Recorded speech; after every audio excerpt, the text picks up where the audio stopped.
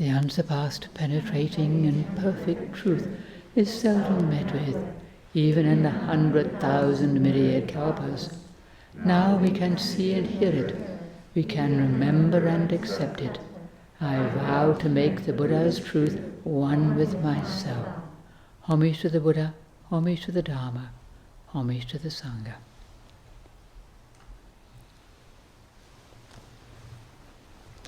Today I'm going to talk about practicing harmony.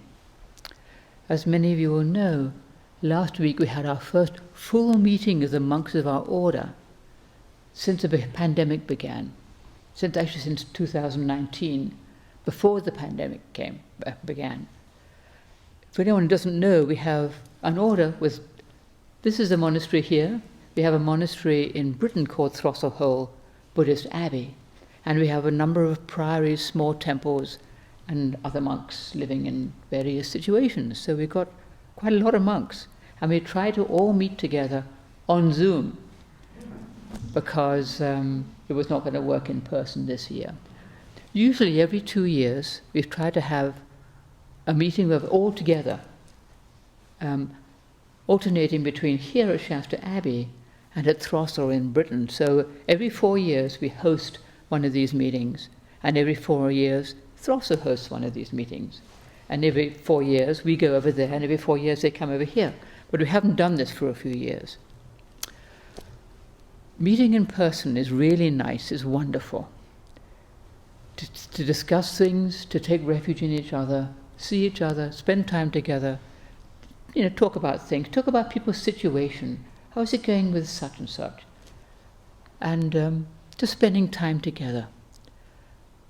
And on Zoom, of course, it's rather different. We don't do it in quite the same way.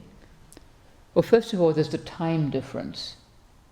Britain is 8 hours ahead of us, and our furthest east temple, which is in Latvia, Reverend Brigitte, is 10 hours ahead. So when it's morning here, say 9 o'clock, it's 5 o'clock in Britain in the afternoon, and 7 o'clock for Reverend Brigitte. So it's quite a difference there. There's about 1 hour and some per day when we're all conscious and able to, be intelligible at the same time, more or less. So it's a little squozen. So for each day, for 8 days this year, we would meet together for this hour and talk. And usually it would go on longer. And we would always have plenty to say. Monks always have plenty to say. So, well, the main reason I'm talking about these meetings, apart from any interest people might have, is that the most striking thing about our discussions was the harmony and mutual respect that was quite apparent.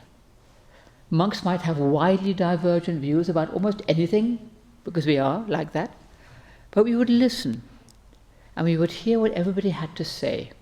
Older monks, younger monks, monks in the monasteries, monks living in a small temple, monks living alone, or living with a parent who needed care. All these monks in different situations, in different countries, different languages. We got, here's the US, we've got Canada, Britain, Germany, Netherlands, and Latvia. Scriptures translated into their languages, teaching done in their languages. Very different cultures, very different ways of looking at the world and thinking about things. Really interesting. And they were not all the same. Even in one monastery, they're all wildly different. So, well, one great thing about Zoom meetings is that you have to wait to talk. This is really good. You raise the golden hand, and then when it's your turn, you have to unmute, figure out where that is, and then speak. This is great. By that time, you might have reconsidered what you were going to say. Somebody else might have said it already, quite likely, and better than you too. Or they might have said something that makes you think, maybe that isn't such a great idea. They've got a point. Maybe I don't have to say that. Maybe I'm wrong. Or maybe it's just not as simple as I thought it might be. Or maybe I'll say it a bit differently rather than I might have done, my puffy little view. Wait a minute, let's just be a little more, calm about it. And if somebody says something you don't agree with, you have to wait and listen, not interrupt, Maybe they've got a point. Listening to people. Oh, I hadn't thought of that. Totally different country, different culture, completely different point of view. Yeah, I've got a point. Maybe I'll, back off from my puffy view. And at least you have to keep quiet and not interrupt, which is a wonderful practice. And all of this is a very good practice for all of us. Practicing harmony, patience, mutual respect, and especially the willingness to really listen with an open mind to what somebody else has to say. To let go of any, prejudgments, preconceptions, pre-everythings that we might come with, and just listen. I was so impressed with our monks, I have to say, the old monks, younger monks, all of them, just really impressive. Wisdom, kindness, restraint, I just thought it was really great. And I might not always agree with what everybody said, but I could sympathize with them. I could see where they were coming from. Oh, that's what it's like for them. Oh, that's how it is. I may not always agree, but that was okay. Agreeing to disagree. This is a wonderful thing, a most helpful practice. We don't have to win. It doesn't have to be an argument. We don't have to prevail. We can have completely different views about anything, actually. And that can be a good thing. We're not all the same. We don't all have the same little narrow view, We listen to somebody else's view in a different country or a different generation, It's really good. To listen to other views helps us to learn things, learn more, to widen our perspective, to see things differently. It's really helpful for all of us to do that, to listen with a sympathetic and open heart to another person, not just with our little preconceived ideas. It's so easy to get stuck with the idea that we have to prevail. It has to be an argument. We have to win the argument. We can't agree to disagree. We have to persuade others to see it the way we do, to argue them down, And it's not harmonious, it's not helpful. But if we can agree to disagree, okay, they have a different view, they do it differently.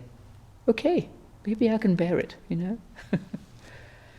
Because really, a view is just a view, an opinion is just an opinion, it's not the ultimate truth. We need to have opinions about some things, or we couldn't live our life. We have to have some ideas of what it's good to do. We couldn't get anything done. But we don't have to cling to our opinions and defend them to the death. We can be wrong. Or maybe there isn't a right or wrong. Maybe it's just people do things in different ways, see things in different ways to look at something or do something. There may not be a right and wrong way. As we know, if you travel to other countries, people do things in completely different ways and do just fine. Completely different, and it's fine. A wonderful thing to know. So when we discuss things at our meetings, mostly we just express our thoughts about something, and then we discuss, and then somebody's thought might change, or what somebody had said, you might think, oh, and you have another thought, And we might not agree to anything specific or concrete. And sometimes we would think, yes, we want to do such and such. So if there seemed to be a general consensus among us, Rev. Master Hario, who was overseeing the whole thing, he would summarize what we kind of come up with. And it asked us, is this what we'd like to do? Do we want to do that? And we'd agree. If it was, and usually the simpler the better. So at the least we could consider, can I live with this? This is the golden rule. It helps us to make a decision and get something done. Can I live with it? We can live with almost anything, actually, if we have to. We don't have to have it perfect and just our own way. Can I live with it? Wonderful tool. So one thing we did agree on was that we'd have an in-person meeting next year at Throstle, if we possibly can, for all those who can attend. And if people can't attend because of illness or they're too far away or whatever it might be, they could have some Zoom meetings like we did this time. And then they could participate in some of the things that we could all discuss together. And those who were together there in person can spend time together as we like to do, which is such a helpful practice. Being with a human being is not the same as being on Zoom with them, as we all know. meeting in person, a great blessing. You can take walks together, you can have a cup of tea together, you can chat together at meals. We chat way too much, but it's actually nice. If there's something that somebody said you're not quite sure about, well, we can discuss it. What do you mean by that? And usually you come to harmony. Think, oh, that's what they had in mind. It's not what I thought. It's just really helpful. You can soften your view. Each of us soften our own view rather than have polarized opinions about things. Because we try not to just think, what do I want? What do I like? But what's best to do here? What is helpful? What is good? What's the best thing? Not just, what do I want? It's really good. So one thing we talked about that we felt was a good thing, and we all felt this was good, and that is to make our scriptures and our liturgy more gender inclusive. Reverend Master Jiyu left us this great, rich legacy of literature, of liturgy and music. And in her day, it was normal to say man and mankind, meaning you meant everybody, meaning all humans. You didn't mean just men. But nowadays it feels different. And when you say mankind, or man does this, or man does that, it can jar a bit on people. Women feel excluded, or you feel that, a lot of people who don't identify as men are excluded from this. And that, of course, is not the intention at all. But now it feels like that. So we need to change. So for some years we've been trying to figure out how to do this, to adapt our scriptures and make them inclusive of everybody. Actually, in Chinese and Japanese, where our scriptures come from, many of them, they don't have the gender often. They don't specify gender.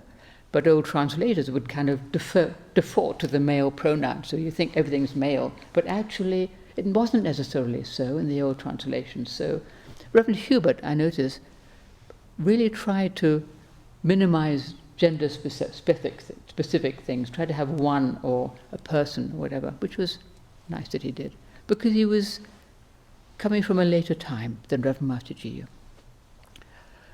So how do we adapt our scriptures to make them more inclusive, and especially not to change the meaning when we do that? It's easy to just change the meaning of something ever so slightly when you're just thinking it's a simple little word, but actually it can make quite a difference and to the intention of what is said.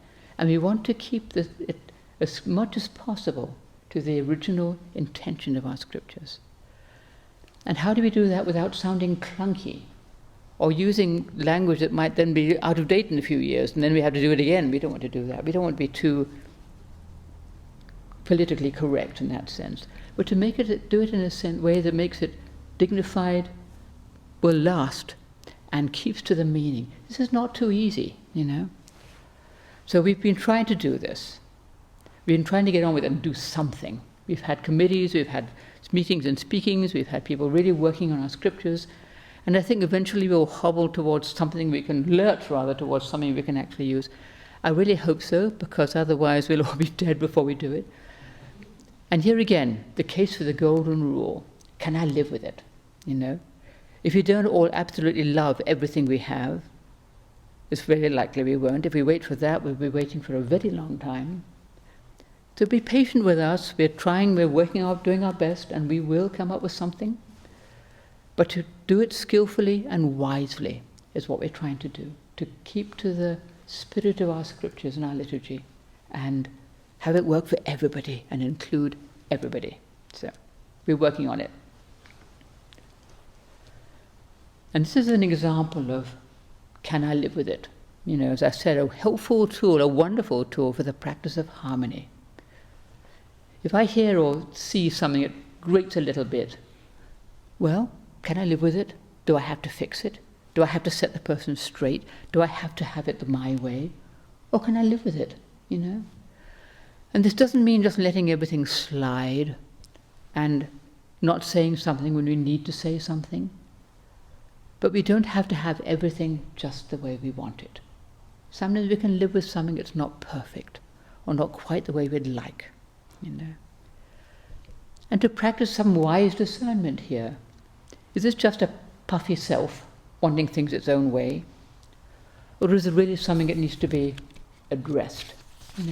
What actually is at the bottom of this? Am I just being a self, just wanting things out the way I like them? Or is it actually something that I need to do something about? The critical mind that finds fault with other people or prejudges others and sees the worst in everything and everybody, or tends to do that, the sort of slight ill will that can arise, is a great suffering and is not seen clearly. If you can see that critical mind arise, I'm just prejudging this person, or they always do that, or they're doing it again. Well, maybe they're not, People change. Can we see that? See how people change. See how people are actually trying to do their best.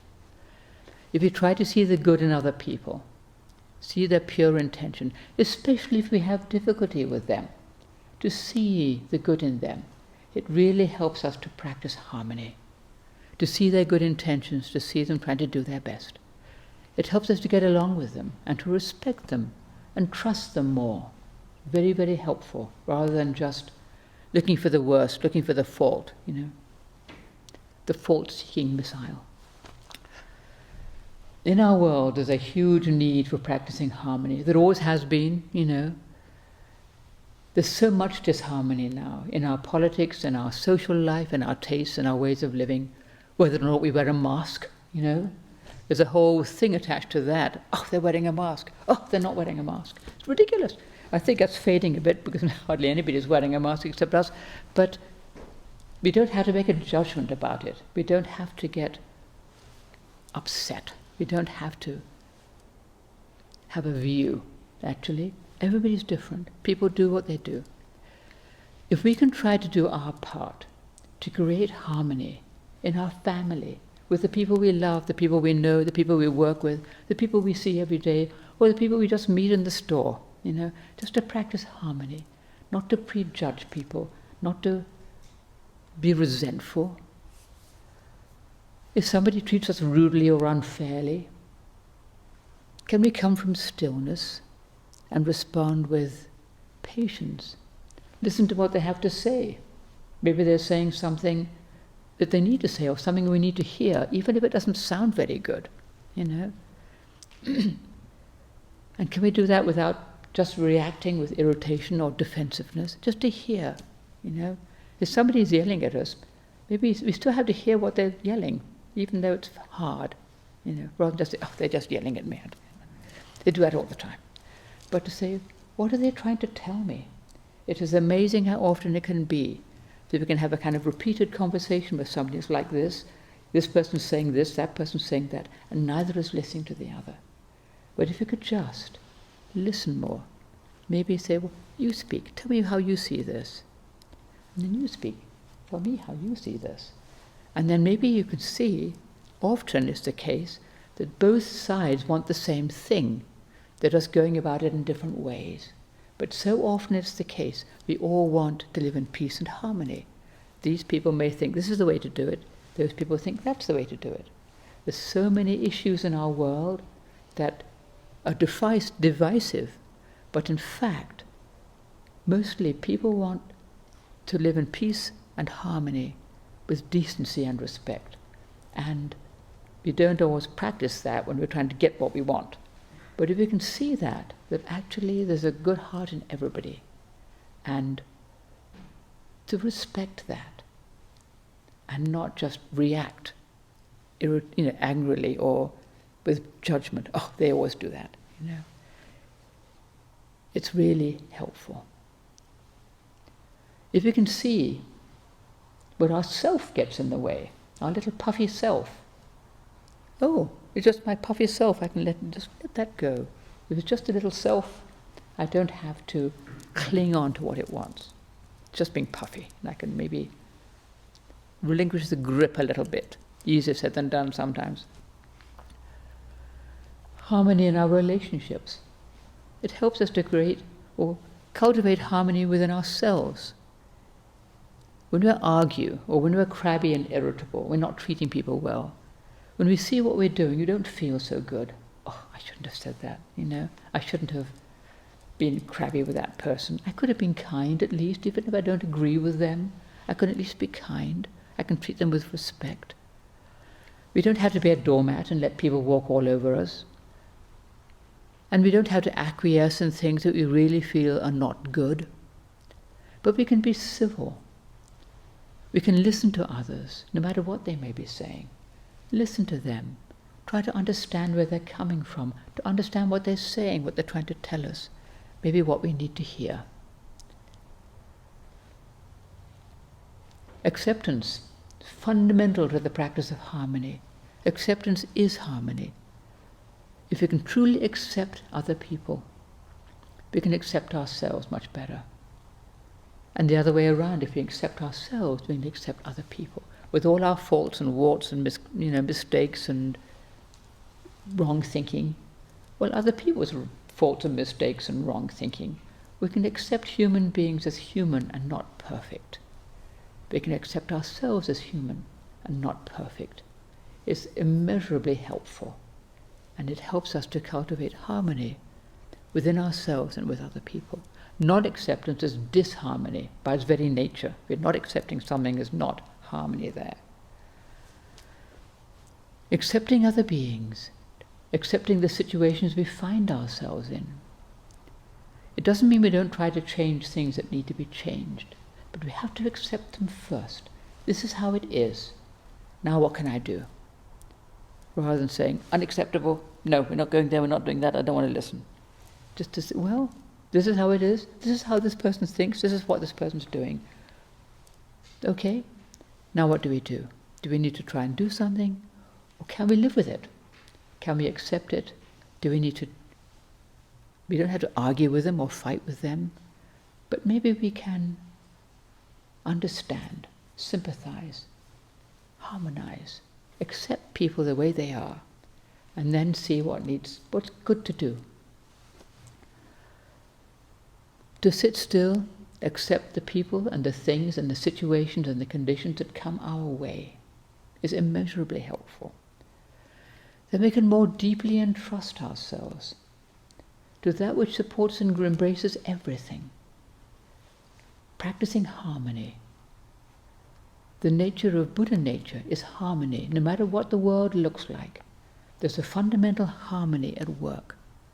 And if we can harmonize with that, or do our best to harmonize with that, and relinquish our little puffy views, then we can live in harmony with our true nature much better. To listen to that, to sit still within that, and not have to be defending our view or having our way. To sit it, what's best here? And what is the fundamental thing, the fundamental Buddha nature in which we have faith and to which we entrust ourselves? That is the basis of our harmony. Harmony within ourselves, harmony with each other, harmony within our world, actually. The more we can do that, the more we can help ourselves, help each other, and help our world. Buddha nature, the ultimate harmony with which we are trying to harmonize. This is our talk for the day. Thank you.